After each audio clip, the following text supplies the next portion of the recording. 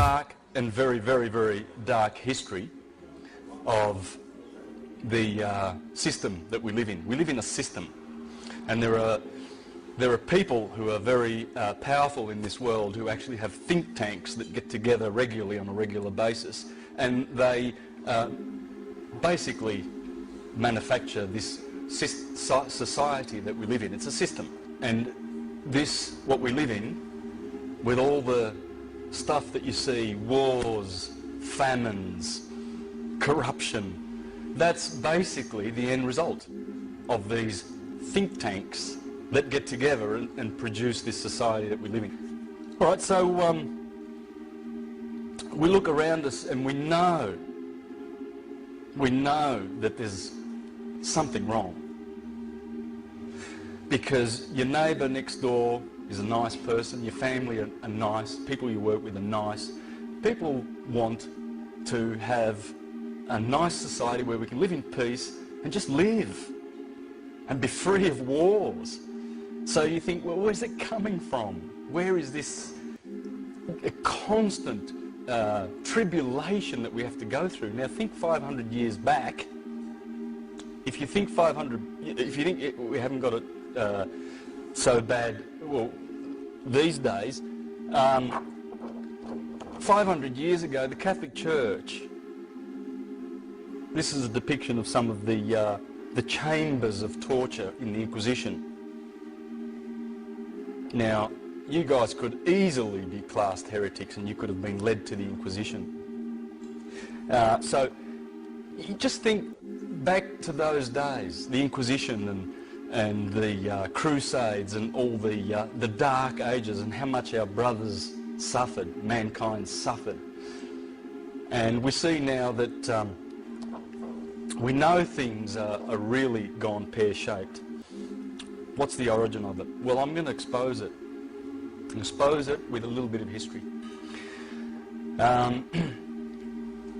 The Catholic Church, the Roman cult, has been very, very, very busy in the last couple of thousand years. Starting with the Julian dynasty, then the Flavian dynasty, then the Antons, the Antonys. We had the empire. Rome was a republic, became an empire. Just like that, overnight. They killed Julius Caesar, bang, Augustus. It's an empire. This empire is our enemy, as you will see, because it has morphed as it's gone through the ages with the backing of the Roman cult and a very, very dark priesthood, who through their sorcery and evil and their papal bulls, they seal those papal bulls, they put a spell on them, they put them in their vaults, and what is written on those papal bulls goes. Why? Well, because they're sorcerers. And because when you make a claim of right, which in law means, hey, these are mine, I'm claiming them. Well, I've got the highest claim of right because they're in my hands. I brought them here. The evidence is there. So they're mine. What the Catholic Church did in 1302, very, very, very, very, very powerful date in history. Pope Boniface VIII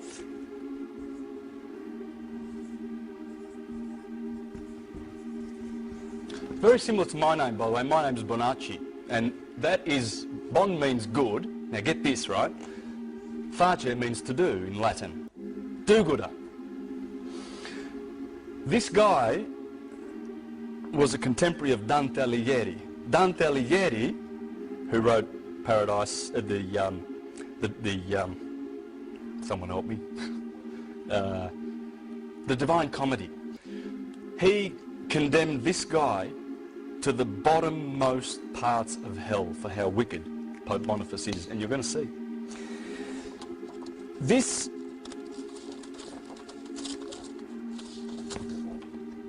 There's his tombstone. You see the crown? It's a double crown. Put that on because King Philip in France had a crown. And Prince Philip was a nasty, nasty guy. He's the one who in 1307, get these dates, they destroyed the Knights Templar. They had to, because they were rivals. And they were doing things the right way, the original Knights Templar. That's when Philip and Clement, the Pope, after Boniface, they had Jacques de Molay in prison for 7 years. They smashed every bone in his body. They blinded him with hot irons, roasted his testicles in oil. They did everything to that man with their little devices. This is the sort of devices that the Roman cult has used for a long, long time, and they're still using them in a spiritual sense in the courts. And I'm going to show you this. The courts are run by these people. Everything that happens in court is ecclesiastical. Everything. I know a few of you know this, so it's not a surprise, but some of you may not. But what I'm teaching tonight, I only got an inkling of three years ago. But the stuff from these websites, you might want to put these down. These are all linked to my website, universaltruthschool.com. So if you've got a pen, you might want to write this down. I'm leaving this up for a bit. But most of the information that I'm telling you, you can source here. And it's Franco Collins in Sydney runs these. And he's going to, he's basically the information comes from here, so you can source that here. Now back to Boniface, our little friend. So he put that second crown on his head to do one up on Prince Philip. So they got together, the Vatican and Prince Philip, and they destroyed the Knights Templar. But here, what happened in this year was this guy, Pope Boniface VIII, in 1302 created the first express trust in history. What's a trust? Well, the Crusaders were going off to Jerusalem, leaving their homes, their palaces and their riches behind. So they developed an idea that they would say to their most trusted friend, I want to hand over my estate to you in trust, and I'm off to Jerusalem, I'm fighting for Christ. That's what the Crusades are all about, isn't it? That's another story. Anyway, so when I come back, you're my best friend. You're the best person to give my property to in trust. So he becomes the trustee, the owner of the property. What would happen was some of these knights would come back, and the guy their best friend that they left these treasures with, got used to the treasures and decided that they would keep them. And guess what? The courts would not support the knights, because the trustee had the right to keep the property. That's how the trust started. It worked. They worked for most people, but for some of them, they didn't get their property back. What happened was this guy and the Catholic Church, always desiring to control with their inquisitions, decided that they would create the first express trust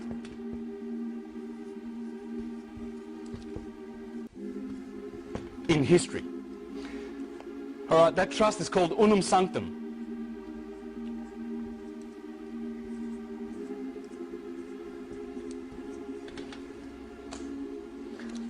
What does the papal bull say that they created to stick in their vault and put their spell on that has cursed us so much, this Unum Sanctum? It says that all the world and all the souls in it are ours. Remember the right of claim? This is mine. Well, a claim of right.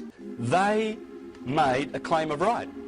They rocked up, sitting on top of the world, look around, seeing all these people sleeping, got all these gold in their vaults and all this power, and they said, We own the world. And so they do, because no one has challenged that. No one has challenged unum sanctum, this papal bull. It's in the vaults. And it's a curse on mankind, and I'll show you how.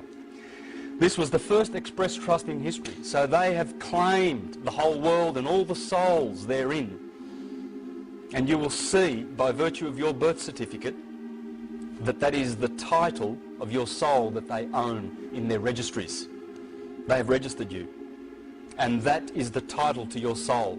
So what you're going to learn in the second half of this presentation with Serena is how to collapse those trusts, because it's the only way to get out of the system and claim your dominion as children of God, of the universe, and not as their slaves, as people lost at sea, incompetent, because that's how they consider you when you walk into court, an incompetent, dead, with no soul, because they own it. And those black judges who are priests of Baal, they are ecclesiastical. And I'll show you that after we go through a little bit more history. This is painful history, because if anyone of you have done their history and read a lot, you know, like through the Dark Ages, you'll know how much humanity suffered. Do you remember the Huguenots in France, the Lollards in Scotland, the Collegiants, the Socinians, the Anabaptists, the Waldenses? They started around this time and everything. These guys started the Inquisition at that time because people were waking up back then. But they killed that. Then 300 years later, 200 years later, the Renaissance, that came back through the Hermetic wisdom that they were drawing from Egypt via Hermes, the Hermetica, which created all the geniuses that have ever existed, because every genius has read the Hermetica, because that's where the Bible draws all of its inspiration from. Michelangelo, they were weaned on the Hermetica. What happened? Well, we're going to go through a bit of history to show how they came down on that awakening too. That Renaissance was squashed. This one ain't going to get squashed. This one, people are waking up. We shouldn't be angry about the evil that they represent. It's the fact that they are insane. They're insane. The elite families who control the Vatican and who are behind this corporation, and it's the corporation of the Apostle Peter, because Constantine, we can go earlier than this, we can go to 325, Constantine the Great. Supposedly, hundreds of years later, they found Constantine's donation. And that donation was written to his Pope Sylvester, to his, Constantine was of course the emperor, the Pope was Sylvester, and apparently Constantine says to Sylvester in this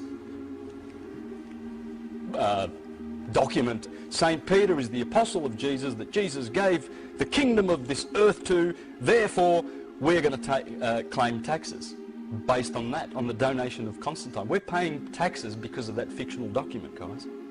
All taxes to Rome and the elite families, the insane Khazarian and Venetian black nobility families, just like the Saxe-Coburg-Gothas, that the Windsor family, false name. These are the black nobility family, bankers, bullion brokers. There's a book called Babylon's Bankers.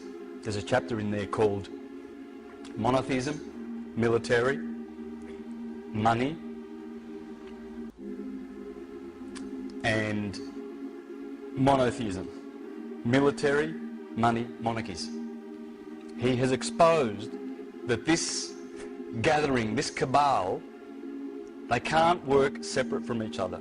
A lot of people, when they see this pyramid of control, and they put the Queen on the top, and the Zionists and the Freemasons, don't understand that the Vatican and the Jesuits and the Superior General of the Jesuits actually sit on top, behind the scenes, but they work together.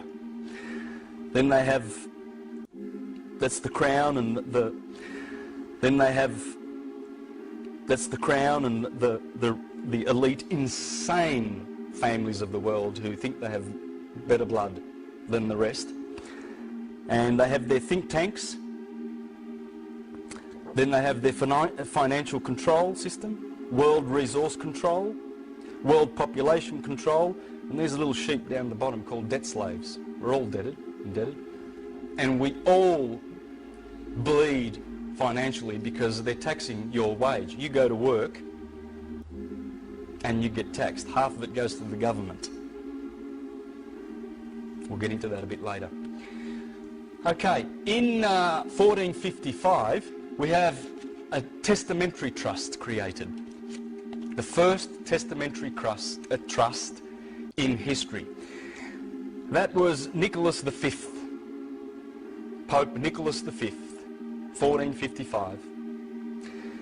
This was, bear in mind at the time, it's only like 20 or 30 years before Christopher Columbus sailed off to discover the Americas, right? This trust, this testamentary trust, which conveyed all of this property that the Vatican claimed, the whole world, they conveyed it into this trust. It's a trust that claims all your real estate. You know those titles you have?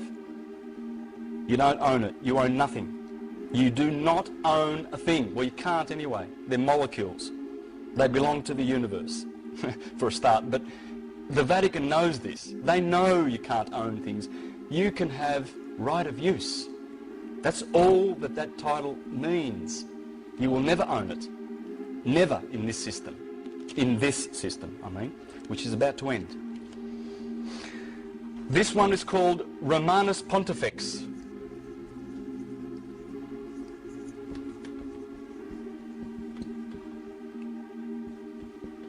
Romanus Pontifex. This one is crown. This is where the crown originated. Remember that double crown? That's going to morph into a triple crown because there are three trusts. This is the first one. There's two more to come. See that triple crown? That's called the tiara, the papal tiara, or the triregnum, the three kingdoms. What are those three kingdoms? Well, this is one of them. This is their fictional kingdom that they created. Remember Shrek and the king and his fictional characters? Same deal. Exactly the same deal. There it is in modern times. This pope wore it. The last three popes refused to wear it. And there's Pope Boniface. That's him. That's Udante, confined to the bottommost pits of hell. And he and his successor pope did what they did to the Knights Templar. Very important, because they stole the Knights Templar technology and corrupted it like they do with everything for power and control. In 1481, now get this, 11 years before Columbus set sail, another trust. Now these three trusts, by the way, in the incipit of the trust, which is the introductory words of the trust, the testament, or the bull rather, it's the bull, the papal bull, the incipit says, for a perpetual remembrance. That's trust. Right? Now, this one's called attorney.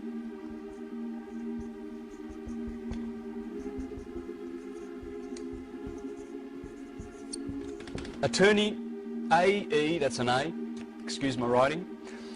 Attorney Regis, the Eternal Crown. This is Pope Sixtus, the fourth. Pope Sixtus the Fourth. And this is the second testamentary deed, trust, deed and will, the second crown of the people, which makes people slaves. This is the Commonwealth. The crown, the Commonwealth was born here. You think these are all English things, don't you? No. The Queen serves the Pope. The Vatican is the most powerful entity on this planet, accepting this. These people, the Knights Templar, or the Temple Bar rather, I forget the year, were granted this. This is in the City of London, the square mile. This land has no title. That is the only land in the Western Hemisphere, or you could say the world, because as you'll see, this system has spread its tentacles all around the planet. all around the planet. But mostly in the court systems, in the Western court systems, which I'm going to show you. So we're going to go to that now in a minute once I get off the history. So when you go to court, you will see it. You'll see it, who they are, those judges and magistrates. Who exactly they serve. It's not you. And there's no justice. There is no justice. That's why you wonder when you hear these outrageous things that happen in court. People, innocent people who were speeding or something, who had some marijuana and they're in prison. My God, there's some suffering in our prisons. In 1531, convocation.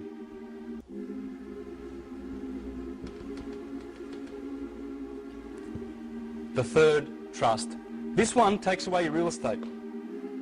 When you register with your birth certificate, that number is the number of these three Sestui KV trusts.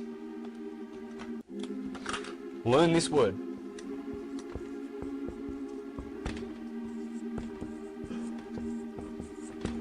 That's the name of your enslavement. That, in Latin, is six.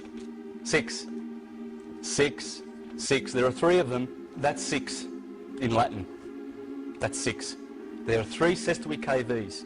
Sestui KV or Setui KV. A lot of people say Setui. That's the Triple Crown. They own and sit on the crown. They are the kings of these trusts, which have taken away your real estate, your personal property, and your soul. This is for baptism, for Catholics. That's why they want baptisms. That's why they go around converting. And that has stolen and deprived us of our real wealth. These are worth about $15 million. If you've got a birth certificate in this country, in the Commonwealth of Australia, which is registered with the Securities Stock Exchange Commission in New York, you are a shareholder. Canon law, which I'm going to talk about soon, was established in this country in '83 because something happened in 1975. The Crown of Aragon, which was in England's hand, which is this crown, they had the crown. See, they were granted, this was granted to the Crown of Aragon, Isabella and Ferdinand. Well, General Franco took that when he became king in 1975, went back to Spain. It was originally for Spain, created at that time, before Columbus went to America. And when Columbus comes back in '94, he signed the Tesadillos contract with the King of Portugal, with the approval of Alexander, Pope Alexander, back in Rome. So they have the title for all the Americas. And they're just Sestui KV accounts. That's all they are, trusts.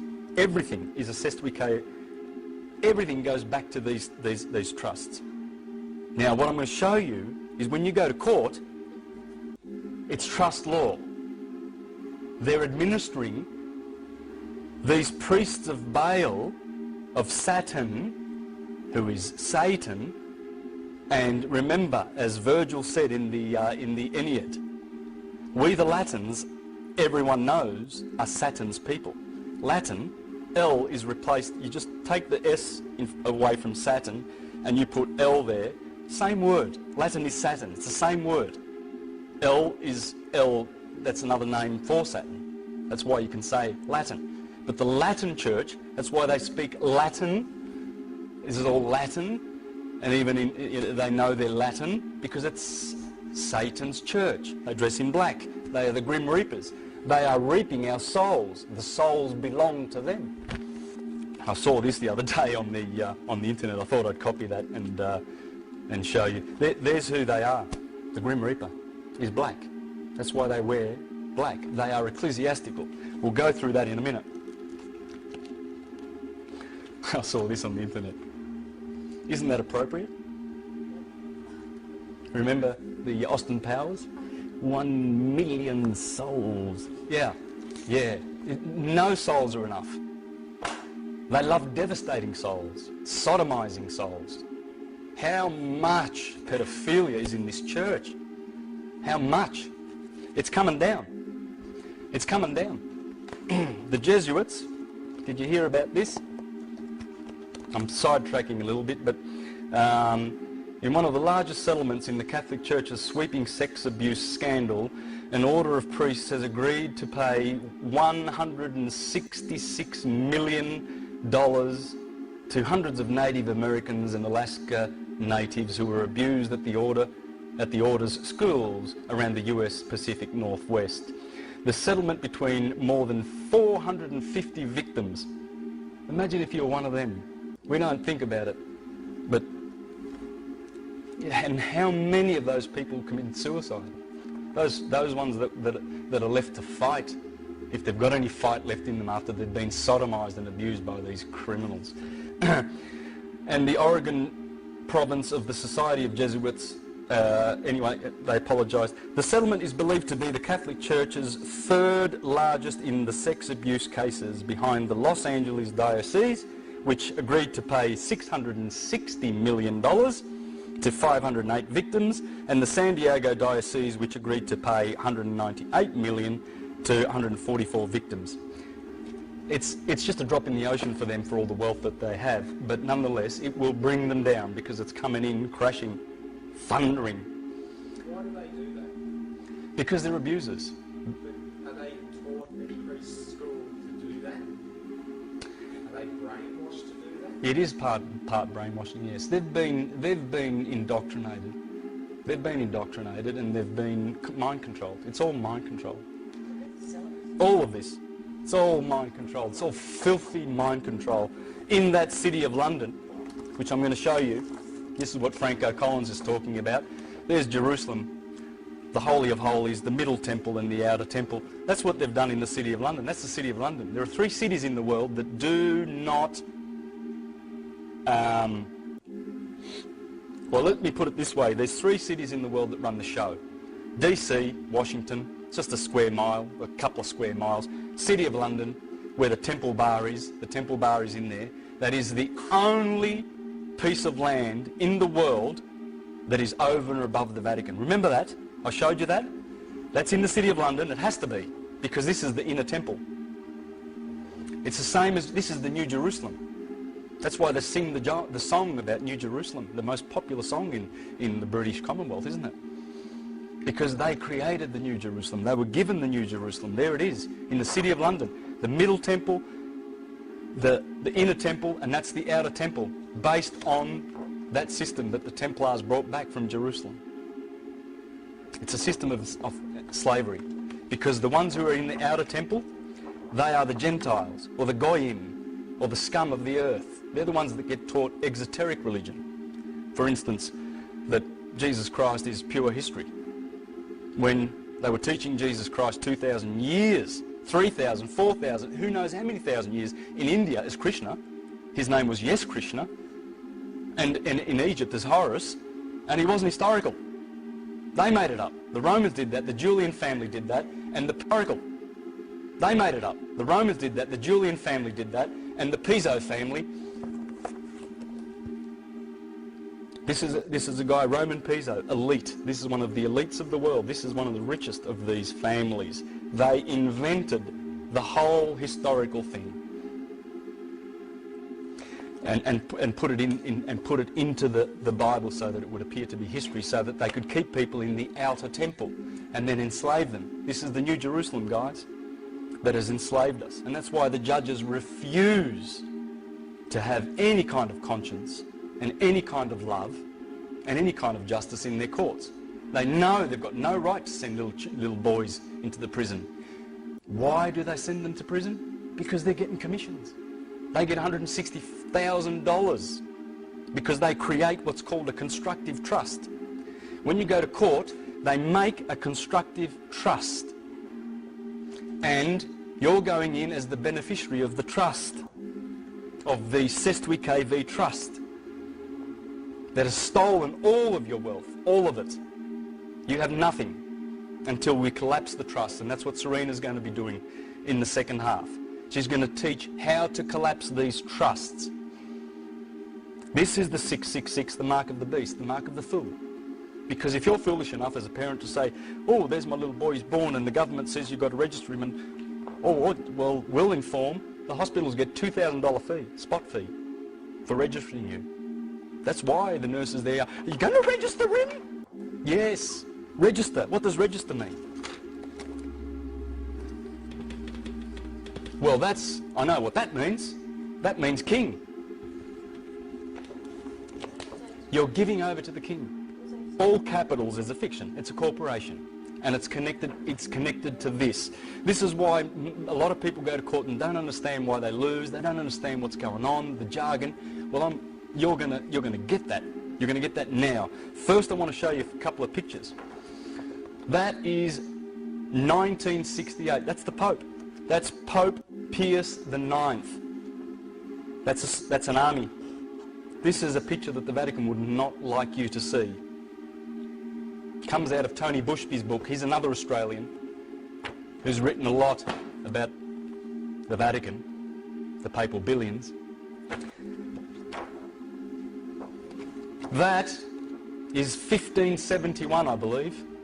I don't have the information for that. I forget who was the famous painter. I think that's the Bay of Naples. There's 200 warships there. Do you know who owns those warships? They're on their way to fight against Turkey in 1571, an Inquisition, a crusade.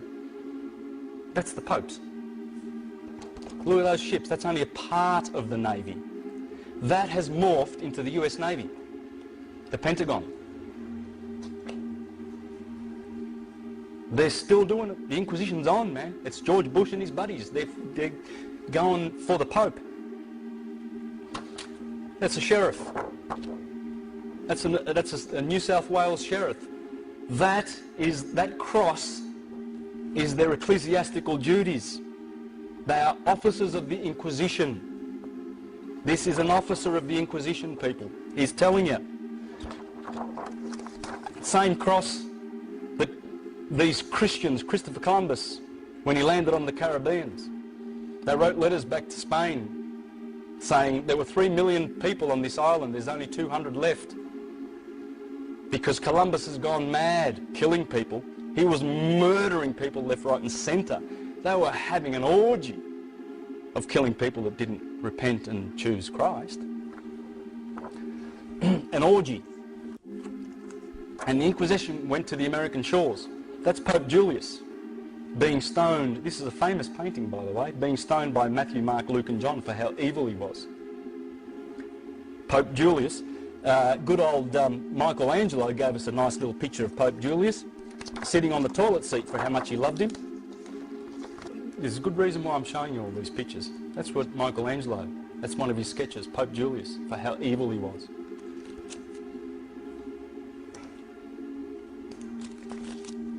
That is a flyer that was going around in 1501 for the same Pope, saying that he was from the devil and from Satan. Because why? Because they are. Look at them now. See those SS officers in the Vatican? Look at them blessing the killers, training them in mind control. Go, the Sestui KV accounts need to be charged up. We need money. Look at how eager this Orthodox bastard is. He's so eager to bless them. Go. He'll stay at home, eating his bread and cheese and champagne and caviar. Yeah, no worries. Look at that. That's a famous picture. There you go. Pope Pacelli.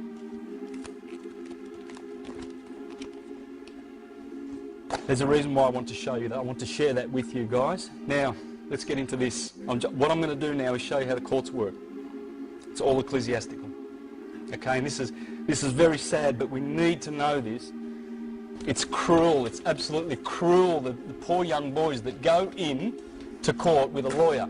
The lawyer's working for the Sestui KV accounts. The prosecution is, the clerk is, and the judge is.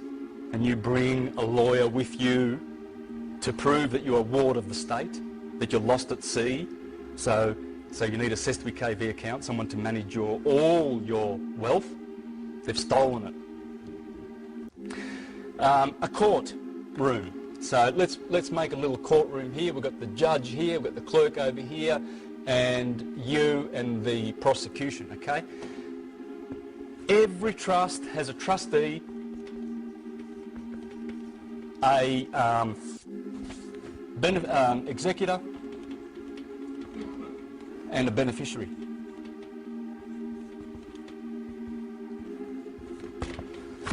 Okay? That's the owner. This guy executes, sign. This guy's the beneficiary. That's you. You're the beneficiary of the STWK trust. Right?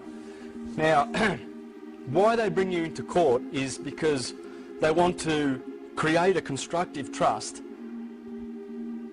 with the presumption, with the knowing that you're already a slave of the system by virtue of your name. That's why the judge, the first thing he says is, what is your name? For the record, can we have your name? He wants that name.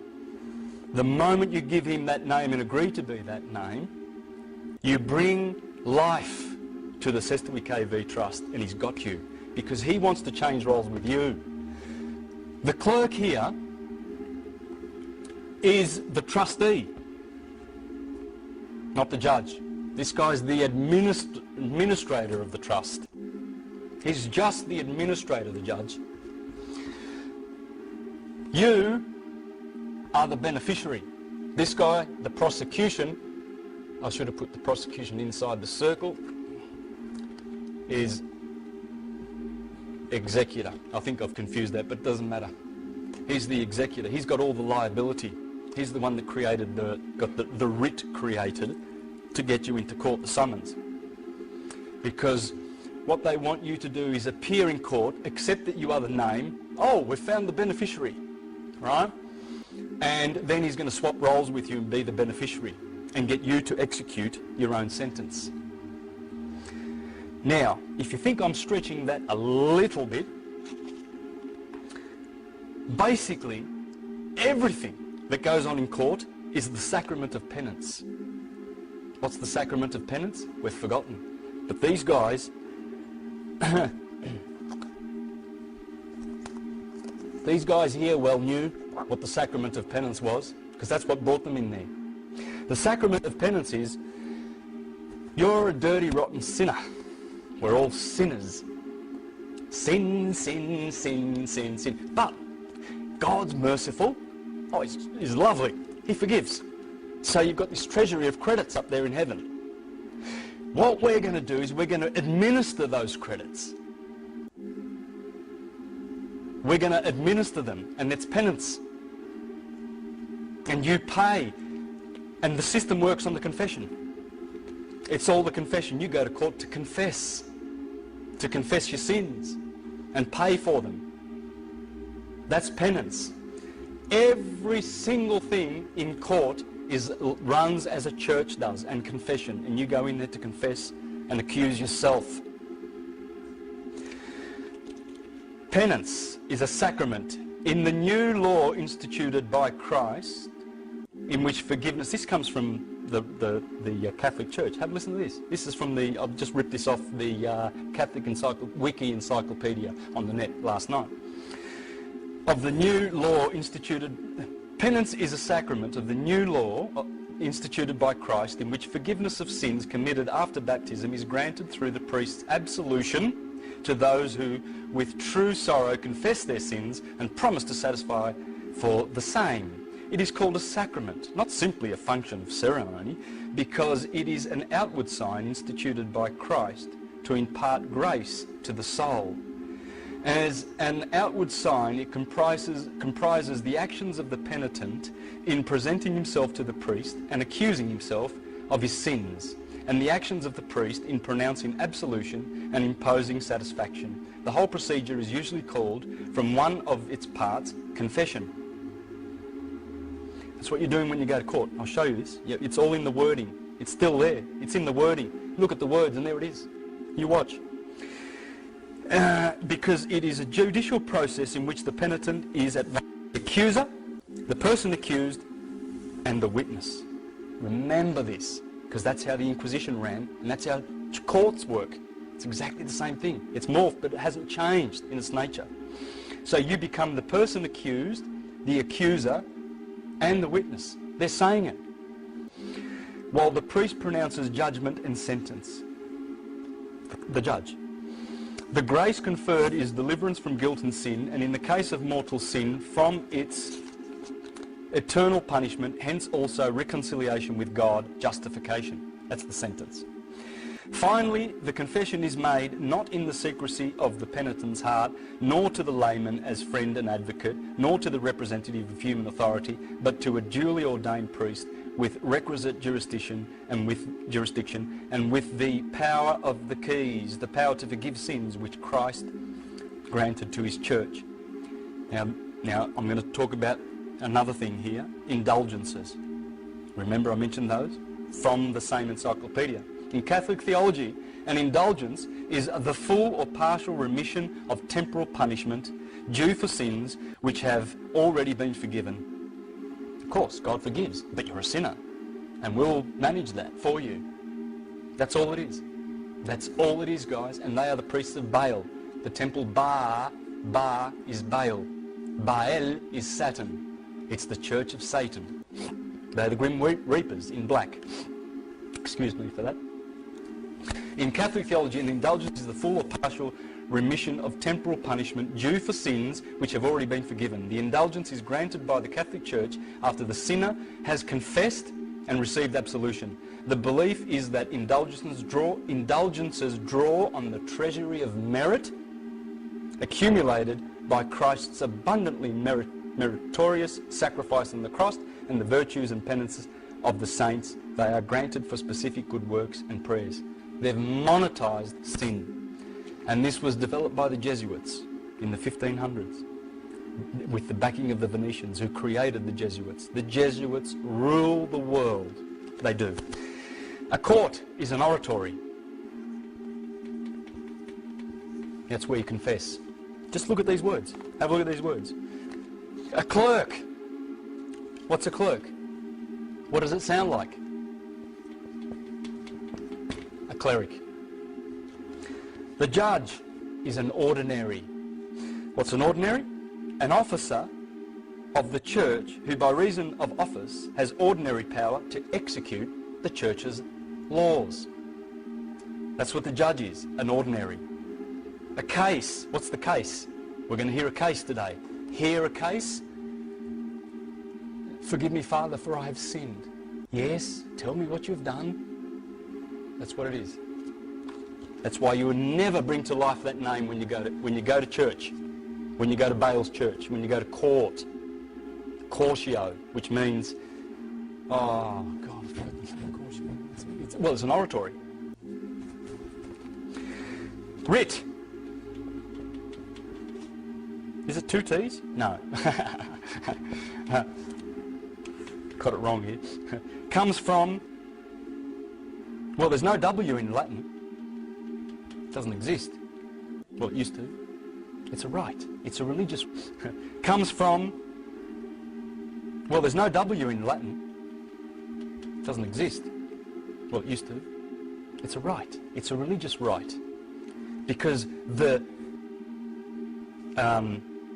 let me say this correctly. Correct me if I'm wrong. The scribe and a notary. What's a scribe and a notary? He makes the writs. He puts the curse on you. The summons, whatever it is. A bill, Telstra. It comes from a writ, right? And the scrivener, scribe, verne, from verne Latin, is, guess what? Our little friend, the indulgence. That's an indulgence. The writer of indulgences. They're telling you in your face, and we don't see it. A warrant. What's a warrant? Well, it seals the writ. It seals the writ. So it indemnifies the king and the queen from being sued if they lose. That's what a warrant is. Warrant comes from seal of the writ and is a form of indulgence. Hearing. Well, I've already gone through that. It's a confession. That's what a hearing is. Isn't this sick? Don't you think? It makes you sick. It makes you sick. and that's what's going on. And it's run by insane people. Oh, what's the sentence?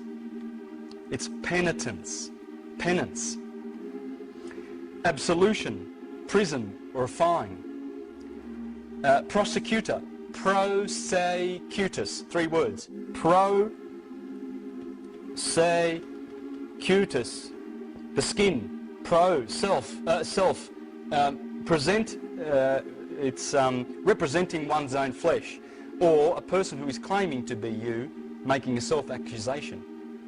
So those warrants that come to your house or whatever, they are prosecuting you, right?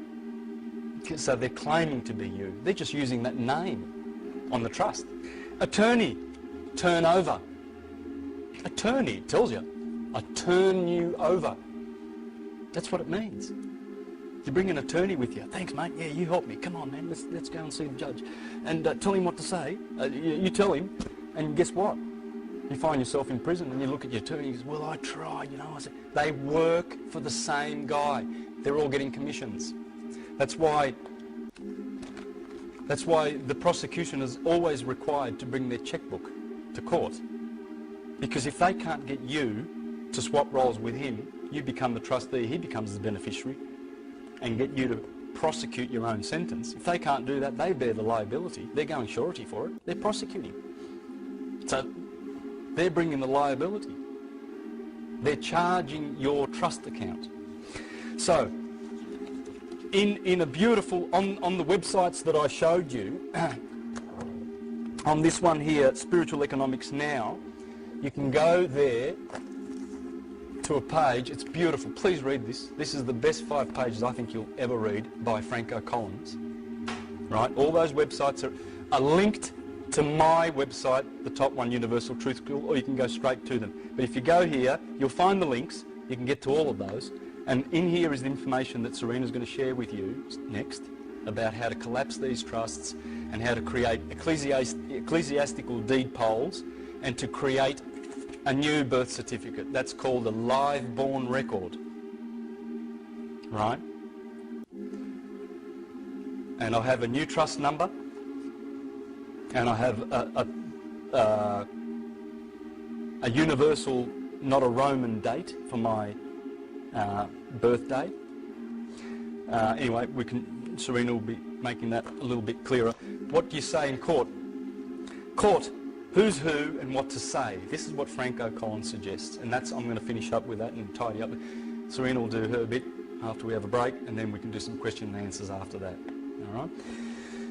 And believe me, Serena's got some beautiful things to share with you, because she is really, really leading in Victoria and spearheading this technology.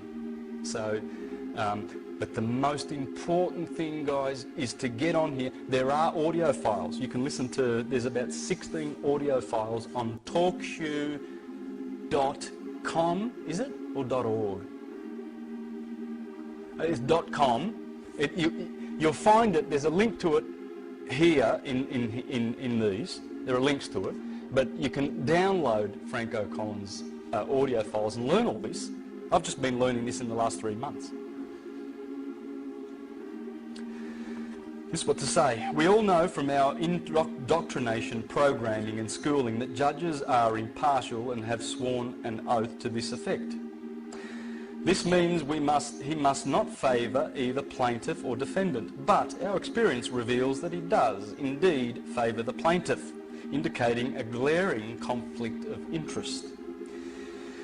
That the prosecutor, judge and clerk all work for the state, the owner of the Sestwi KV Trust. So, as the case is not about justice, it is about administration of a trust. They all represent the trust owned by the state, and if we are beneficiary, the only 2 positions left are trustee and executor. There's only 3 positions connected to these trusts. And the state, the Vatican, owns them. So if you detect the judge's impartiality, although I doubt the case will get this far, you might want to let him know that you know this. If you consider court as entertainment, and if you can stand the evil emanating from its offices, the fear, the angst oozing from the walls, and the treacherous atmosphere, then go. knowing that under trust law we cannot be trustee or executor of a trust while being beneficiary, as that would be a conflict. The position of beneficiary may lack clout, but the other positions hold liability. Remember, he brings the writ, he brings the case to court, the hearing. Come and confess, you've been accused. Talk to the judge, tell him what you talk to the priest of Baal, he's dressed in black there all for you, monetising sin, pay, because what they do is they dip into our Cestui KV accounts because they've got our numbers. There's 3 numbers: birth certificate number, tax file number, and social security number. They are the 3 major numbers. There are other numbers. They're the numbers that follow you around all your life for 75 years. That's why they demand that you retire before 75, because these birth certificates, they only run 75 years. Because it's all about banking. This is also about banking, guys. Thank you very much. Say no more. The Rothschilds, they want their banks, they want these Cestui KVs going, 666, the mark of the beast. They want it all around the world, and they think they're going to bring in a new world order. This is the new world order. Because as it morphs, remember Constantine and the Julian evil? How did Julius Caesar get to power? He ran fire departments in Rome, and if you didn't pay, you found that your neighbourhood would get burnt to the ground. That's how he got into power. It's mafia. It's all mafia. It's all, look, there you go. Beautiful couple, aren't they? That is the king of pedophiles. That is the queen of pirates. They've been running the Hudson Bay Company and the East India Company, selling drugs to the Chinese. They're pirates. They ran the pirates. She's the queen of pirates. They hire mercenaries. They hire inquisitional soldiers. These guys are dupes. These guys think they're doing their job and they're doing something good. They've got the afterlife to deal with after they've been persecuting people. That's the private guilds that run this from the Temple Bar. They are above the Vatican. Only these people, because that land was granted to them in absolute. They are the only ones in history who have that land. Therefore, they can do this. And since 1815, since the Rothschilds bankrupted the Bank of England and took over those private guilds, we've been under that family, Khazarian family. That's what they are. I'd just like to ask a question. I wonder if they've been introduced to these people yet. I wonder if they know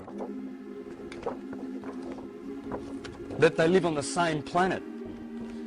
And the guy who shot this film, by the way, he went home, he was from New York. He shot this and committed suicide. That's the story about. That's a famous picture. Because he went there and he saw that and he saw this bird is going to eat that little kid. Now why are these people suffering and starving? Because this system has stolen the wealth of the whole world. And we have to wake up. A few more things about what to say in court. This will be a surprise if you have to go to court.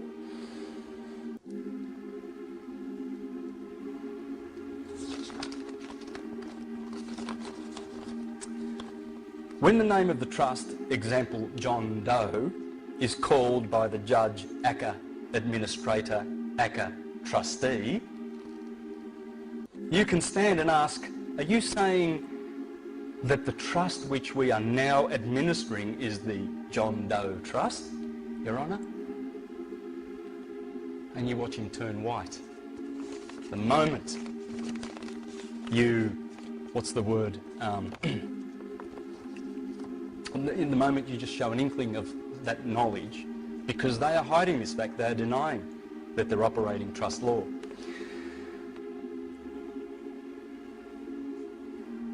We can stand up, okay, this establishes that we know that the name is a trust, not a live man. What's the judge's first question? What is your name? State your name for the record. We must be very careful not to identify with the name of the trust, because doing so makes us the trustee. What does this tell you about the judge? If we know that the judge is the trustee, then we know that the judge is the name, but only for this particular constructive trust, which is the case. prosecution, it's a hearing, it's in the Inquisition. Now, think about all the times that the judge have become so frustrated by our refusal to admit to being the name that they issue a warrant, and then as soon as the man leaves, he is arrested. How idiotic is that? They must feel foolish for saying John Doe is not in the court, so I'm issuing a warrant for his arrest, and then the man whom they just admitted is not there is arrested because he is there. That's how it works, this personal fiction. It's disgusting. Their desperation makes them insane.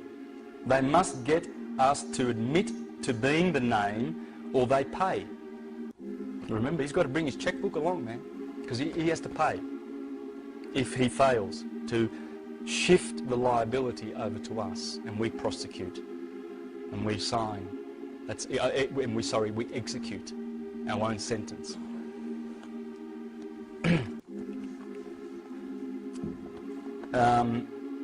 This is beautiful, what you're going to learn here. This is really, really beautiful.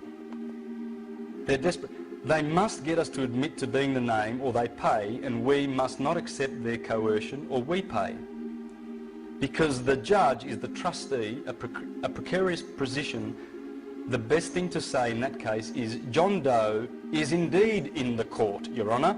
Point to the judge, it is you, as trustee. You are John Doe today, aren't you?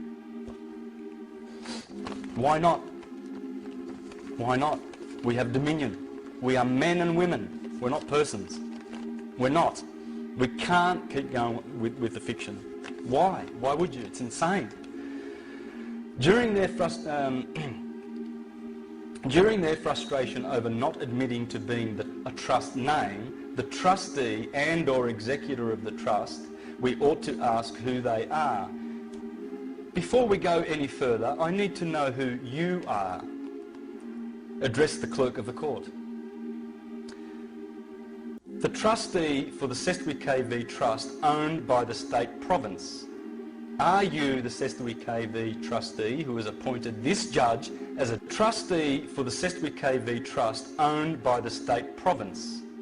Are you the Sestui KV trustee who has appointed this judge as administrator and trustee of the constructive trust case? Numbers. Did you also appoint the prosecutor as executor? Did you also appoint the prosecutor as executor of this constructive trust? Then point to the judge. So you are the trustee, then point to the prosecutor. You are the executor, are you not? And I'm the beneficiary. So now we know who's who, and as beneficiary I authorise you to handle the accounting and dissolve this constructive trust. We have the power to do that. Dissolve this hearing. I don't want to accuse. I'm not into sin. I'm divine. I'm from heaven.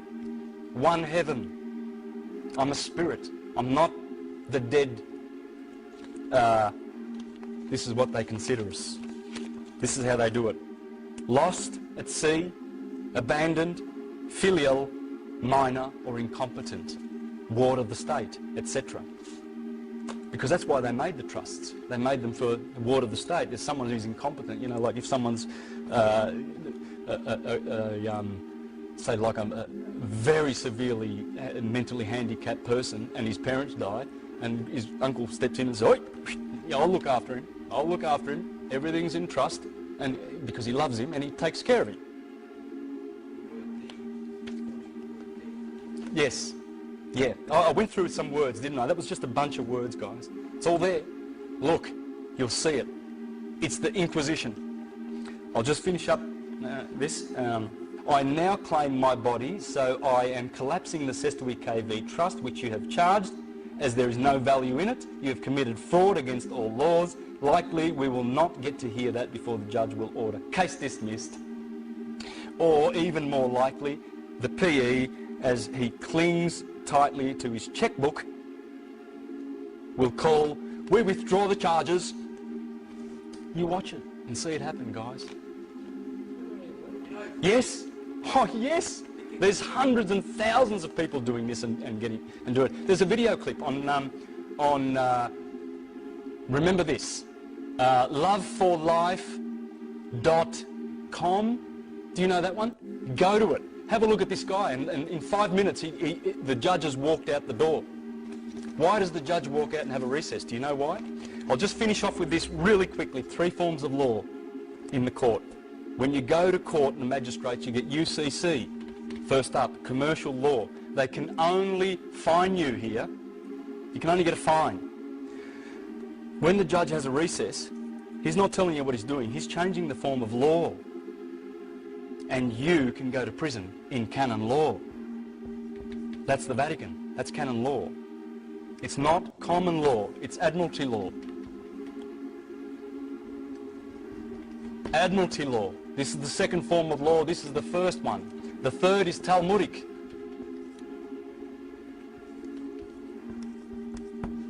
From the Bible. This gives them the priest to send, this gives them the authorities, the priests of Baal, to send you to your sentence of death. Here they can send you to jail. That's why he runs out of court. You'll see the judge in that video clip on the website, loveforlife.com or .org, whatever, you'll find it. And go down and have a look at the guy, and you'll see how the judge goes, because he got frustrated with this guy. The guy just refused to give him his name. He said, "Are you John Doe?" And he goes, "I'm John." I'll repeat, "Are you John Doe?" He says, "I'm John." "Do you have a family name?" He says, "Oh, I have a family name, but that's not important for today. John will do. I'm here to offer remedy." And the judge got so angry. He said, "Sit down!" He's basically yelling. He's telling his dupes, his bailiffs and all his sheriffs and everything to get him and throw him out of the court. And he says, "Don't do that. You'll be dishonouring a court official," because he'd already given his documents to the bailiff. And once those documents are on that bench, that's it. They can dishonour that. And it's very, very dangerous. Anyway, the judge got frustrated and he goes, "We're going to have a recess." And the guy says, "How long? I haven't got all day. How long are you going to be?" And anyway, the judge opens the door and walks out. Just as he walked out, he realised, he says, "The judge has jumped ship," because that's what this is, a ship. Remember, it's admiralty. It's the law of the high seas. He's in his ship. He's in his boat. So he immediately announced, he said, "For the record, the judge has jumped ship. He's abandoned ship. I, as a sovereign in this court, take authority. Case closed with prejudice.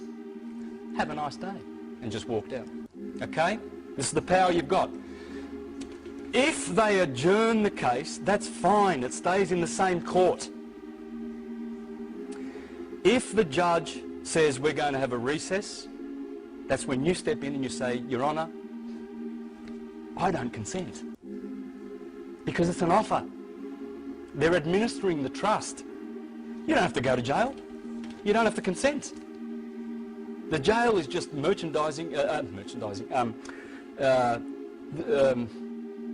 a warehouse where they put the goods, where they store the goods. That's all it is. You're just the goods, because you are their goods. So that's the power you have. You don't consent. And you can always relay to the judge that if you want to have an appeal, if you say to the judge, "I seek an appeal for I seek leave for an interlocutory appeal on a matter of law," remember that sentence, "I seek leave for an interlocutory appeal on a matter of law," if you say that, then the judge is going to be very, very reluctant to let you go to appeal, because then he misses out on his commission. It's all about commissions. They're getting paid and they're addicted to the payments that come from it. The thing is about honour. You can call the judge your honour, you know, because if you have more honour than the prosecution, who are liars, and if you go in there honourably in every way, treat the judge with respect, and you will win.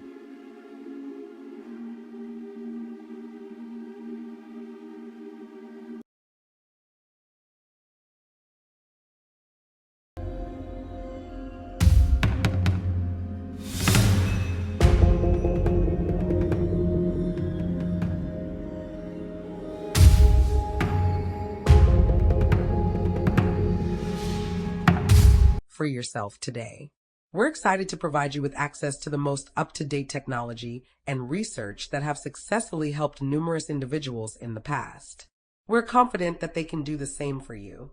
Please don't hesitate to contact us if you have any questions or concerns. We highly recommend reviewing our information packet, which contains cutting-edge and proven knowledge. We believe that access to this information is important for everyone, and we encourage you to share it with your friends and family.